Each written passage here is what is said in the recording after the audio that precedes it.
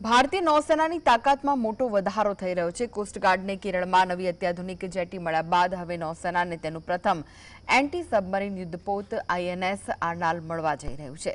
18 જૂને સામેલ થનારા ડીઝલ વોટર જેટ સંચાલિત યુદ્ધપોત 80% સ્વદેશી નિર્મિત છે, જે પાણીની અંદર નિરીક્ષણ અને સબમરીન વિરોધી યુદ્ધમાં સક્ષમ છે। વાસ્તવમાં આ યુદ્ધપોતથી હિન્દ મહાસાગરમાં ભારતની સ્થિતિ વધુ મજબૂત થશે।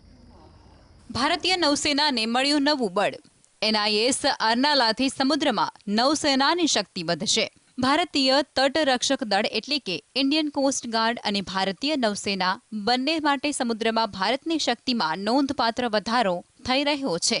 ભારતીય તટરક્ષક દળના મહાનિર્દેશક પરમેશ શિવમણીએ કેરળના વિઝિનજામ બંદરગાહ પર 76.7 મીટર લાંબી એક નવી અને અત્યાધુનિક જેટીનું ઉદ્ઘાટન કર્યું છે। આ નવી સુવિધા તટરક્ષક દળના જહાજોને ઝડપી તૈનાતી અને વાપસી સુનિશ્ચિત કરશે, જેનાથી તટીય નિરીક્ષણ, શોધ અને બચાવ, દાણચોરી વિરોધી અભિયાન અને માછીમારી સુરક્ષા જેવા ઓપરેશન્સની તત્પરતા વધશે। આ જેટી વ્યૂહાત્મક રીતે આંતરરાષ્ટ્રીય શિપિંગ લેનથી માત્ર 10 દરિયાઈ માઇલ દૂર અને વિઝિનજામ આંતરરાષ્ટ્રીય ટ્રાન્સશિપમેન્ટ ડીપ વોટર પોર્ટની નજીક સ્થિત છે, જે તેને ભારતના દક્ષિણ પશ્ચિમ કિનારાની સુરક્ષાની અંદર અત્યંત મહત્વપૂર્ણ ભૂમિકા ભજવવા સક્ષમ બનાવે છે।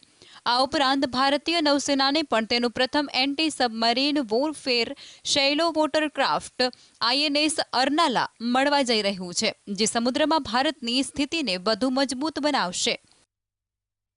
સમુદ્રમાં ભારતની શક્તિમાં થયો વધારો।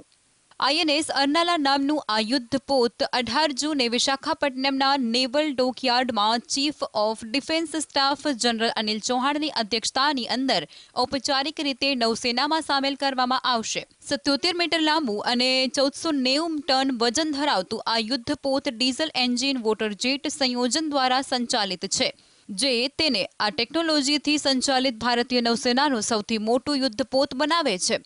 તેના નિર્માણમાં 80%થી વધુ સ્વદેશી સામગ્રીનો ઉપયોગ કરાયો છે, જે આત્મનિર્ભર ભારતની દિશામાં એક મહત્વપૂર્ણ પગલું છે। નૌસેનાને મળ્યું પ્રથમ એન્ટી સબમરીન યુદ્ધપોત।